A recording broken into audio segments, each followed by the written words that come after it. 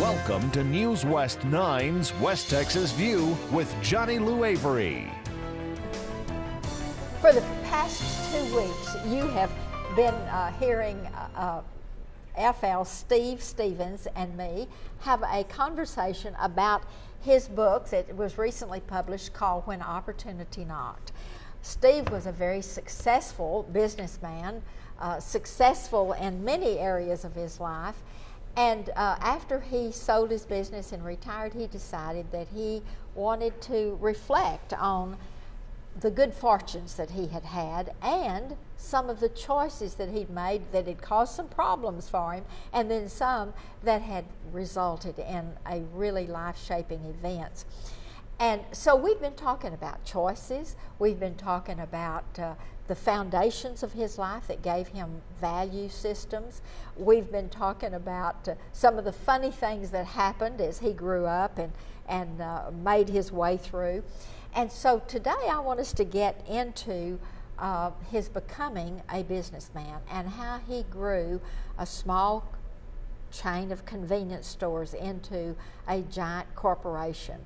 And that really set the standard for excellence, for employee satisfaction, for customer satisfaction, and a lot of things. So I want us to start today talking about when you were a senior at, before that, you went to 7-Eleven, which was a brand new little convenience store chain, and applied because you thought, well, this is a flexible schedule, and I'll be able to go to school and finish my senior year. Yeah, this was when I went to the University of Texas. When Pollyanna and I went there in 1960 after getting out of the Air Force, the convenience store industry was really very new. 7-Eleven was in existence. Yes, there were just a few knockoff versions, but they had maybe 500 stores throughout the nation or various larger cities at that time, not even the entire nation. But I applied for a job with 7-Eleven in Austin. Unfortunately, I never heard back from them, and so I met a guy who... You were desperate. You had to work. Yeah, so I looked for another alternative, and there was another store there called Town and Country that had just opened their 4th store. So when my football experience went by the wayside, I had to get a job, and so I contacted this man who owned the company named Bill Longshore, and I told him I needed a job right away. He hired me on the phone. I went to work, I think it was the next night, and worked through my time in college with him.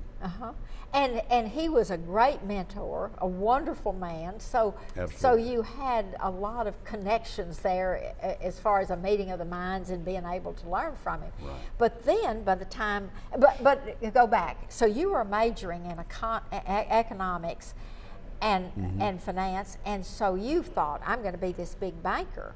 But you had your comeuppance because you went to apply to banks and found out that the entry level was less than you were making at the... I thought, what's wrong with this picture? Here I am, now I'm going to have a college degree, and I want to go into this prestigious industry of banking from convenience stores. And two things happened. One, I realized that the starting wage would be less than I was making managing a convenience store at that time. And two, they didn't offer me a job.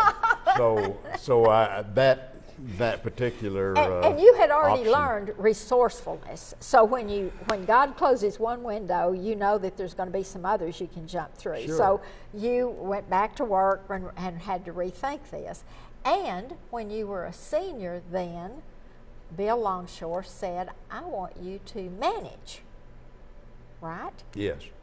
And so you learned another step up, another level of that. And then was this right after you graduated, he said, I'm going to open a store in San Angelo? It was before. And during my senior year, he had made the decision to put some stores in the San Angelo area, and I'd never been to San Angelo. And so he offered me the job to come out and open those stores and be the district manager for this new operation, which was scheduled to open in June of 1962, and I was graduating in May of 1962, so the timing was just perfect. I didn't want the job. I didn't want to stay in the convenience store business, but when the banking doors got slammed in my face, I thought, you know, this is the best offer I've had. Actually, it was the only offer I had had, so I took that job and moved to San Angelo. And the interesting thing that, again, came out in the book that I loved is you said the day you arrived in West Texas, it was home. And you loved San Angelo from that minute on. And you didn't, and then they wanted you to come back and manage another level. And y'all didn't want to go back to Austin. You wanted to stay in San Angelo. Well, we did, but the offer was too good to turn down. Bill Longshore, my boss, was about a generation older than I, and he had pretty well made it clear that he wanted me to, in effect, take his place as he retired. And so in order to do that, I would need to be at company headquarters, which is Austin. So we made that move back. And then you were there not too long, and you came back, and you Correct. were almost about to buy a house. Yeah, we were trying. And that was another one of those God things that you had.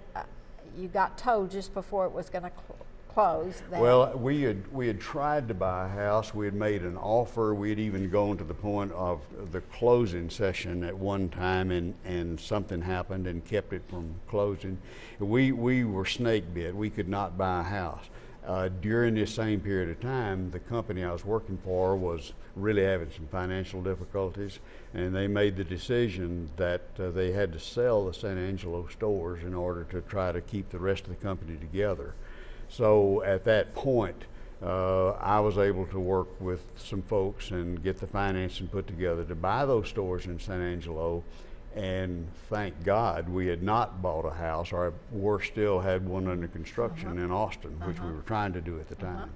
So that was one of those things where fate took over. Absolutely. And so you moved back then and started this empire. From how many stores at that time did you have in San Angelo? There were 6 stores. 6 stores. in San And Angelo. again, one of the things you talk about in this book is how important it is to have good people around you. And you and those good people built the chain of stores, and you built it with this common vision of excellence and ethics and all of that. And so then what happened next when you moved back to San Angelo? Well, we were so glad to be back in our adopted city. San Angelo had seemed like our hometown, even though neither one of us had lived there prior to this assignment previously. So we got involved in the community, and of course were able to successfully buy a house. Fact is, we had gone to San Angelo to find a place to rent on the one opportunity we had to do that, and ended up buying a house that very trip after having the door slammed in our face so many times. And how easy it was then. Yeah. Another God thing, truly, in our mind. But yes, we were able to then move forward with a brand new company, a new structure, and that's when we started getting our employees involved in ownership aspect of it. But stop and tell us, what was the concept of the convenience stores at that time? There was no gasoline pumps? No, that's correct. No food service. It was the convenience store concept developed as a fill-in for supermarkets, because supermarkets in those days, believe it or not, you'll remember opened this, at 8 and closed at 6. That's right. That's right. It closed on weekends or at least Sundays and holidays. And so people were often needing something and there was no place to get it. So convenience stores evolved in order to fulfill that need. And then, of course, now with supermarkets open 24 hours a day, convenience stores had to find other ways niche to fill in. Yes. And so gasoline and prepared food and those sorts of things developed. And the interesting thing is, almost every day they change again. The convenience store is very adaptable.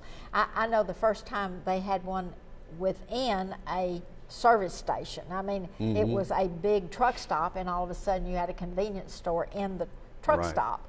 And then all of a sudden you started having McDonald's in convenience stores and those kinds of things. And then I just heard, in fact I think it was like this week, that there's a law or a petition to have alcohol served, not sold, but served in drinks and convenience stores. Well, I'm not aware of that Whoa. one. I'm glad I'm out of that. I was going to say, now. I can see all kinds of problems with Yes. that. But we've got two really funny stories to talk about after the break, but we've got to take a break. But what we're telling you some of the meat that's in this wonderful book called When Opportunity Knocked by Steve Stevens. We'll be back in just a minute and continue this conversation. Stay tuned. West Texas View will be right back.